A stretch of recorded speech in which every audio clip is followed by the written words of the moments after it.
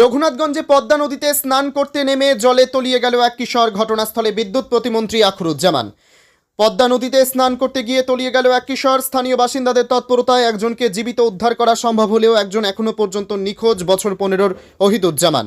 ঘটনাটি ঘটেছে মুর্শিদাবাদের রঘুনাথগঞ্জ থানার শেখালিপুর গ্রাম পঞ্চায়েতের কাটাখালী পুঠিয়া পদ্মা নদীতে। পরিবার সূত্রে জানা যায়, তলিয়ে যাওয়া কিশোরের নাম ওহিদুজ্জামান, বয়স 15। তার বাড়ি শেখালিপুর গ্রাম পঞ্চায়েতের চাঁদপুর কৃষ্ণশৈল বিলের ধার। স্থানীয় সূত্রে জানা যায়, দুপুর নাগাদ কয়েকজন বন্ধু মিলে পদ্মা নদীর ধারে বল খেলতে আসেন, কিন্তু অসাবধানতাবশত পদ্মার জলে বলটি পড়ে যায়। সেই বলটি জলে নেমে আনতে গিয়ে মুহূর্তেই তলিয়ে যায় তারা। স্থানীয় বাসিন্দাদের নজরে আসতেই তড়িঘড়ি তাদের উদ্ধারের চেষ্টা চালানো হয়। একজনকে জলে তলিয়ে যায়, আর একজন বন্ধু দীর্ঘ কয়েক ঘন্টা তল্লাশি চালিয়ে খোঁজ পাওয়া যায়নি ওহিদুজ্জামানের।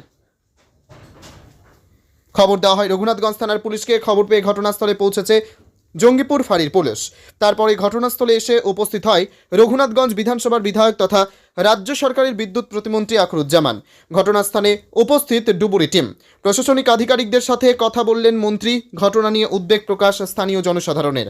দীর্ঘ কয়েক ঘন্টা কেটে গেলেও এখনো পর্যন্ত উপস্থিত হলো না এনডিআরএফ টিম। প্রশাসনের দৃষ্টি আকর্ষণ বিশিষ্টজনদের। না করে আমি ইফতারিটা করার পর আমি আবার ডাক্তারে আসবো, যেহেতু কয়েকশো লোক আজকে ইফতারি মজলিসে আমাদের আহ্বানে এখানে উপস্থিত হবেন। এই পবিত্র ইফতারি মজলিস সারার পরে রেস্কিউ টিম সহ যারা যারা আসছে, আমি আবার সন্ধ্যার পরে এটাকে সংযোগ করবো। এটা আপনাদের মাধ্যমে আমি এলাকার মানুষকে জানাবো।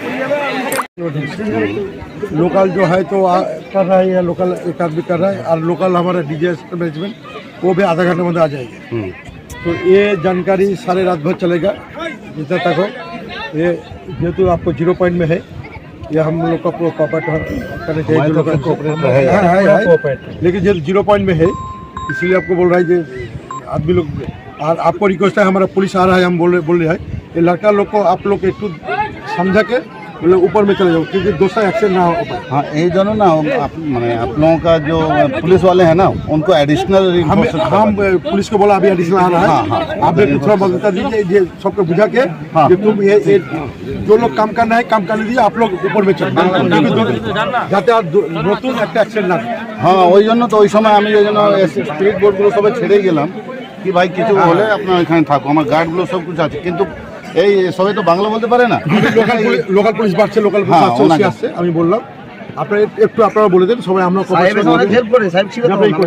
ওনার কি নাম ছিল স্যার? ওনার নাম ছিল আপনার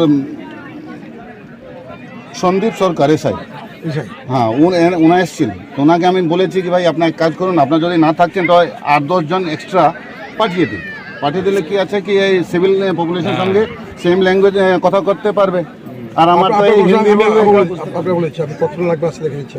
একটা ফোর্স নিয়ে এটাকে ই করেন, নাহলে আবার নতুন একটা অ্যাকশন ঘটবে। হ্যাঁ, আর আমার সঙ্গে বড় সাহেবের সঙ্গে কথা হয়েছে, এসপি সাহেবের সঙ্গে, রায়গঞ্জ কাজ করছে ও।